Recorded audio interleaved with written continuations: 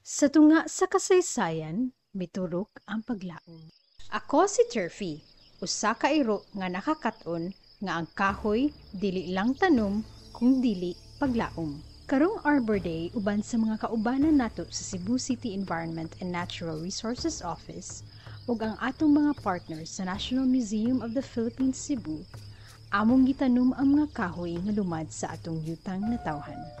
Bitaog, ligon sama sa paningkamot sa katawhan. Balitbitan, nagatindog sa daplin sa baybayon, nagabantay. Agoho, lokal na pine tree, hilom nga bayani sa yuta. Kupang, kahoy nga naghatag og landong ug kahupayan sa mga kapoy nga adlaw. Nagsugod na ang ting-uwan. Ang yuta basa ug ang mga kahoy andam.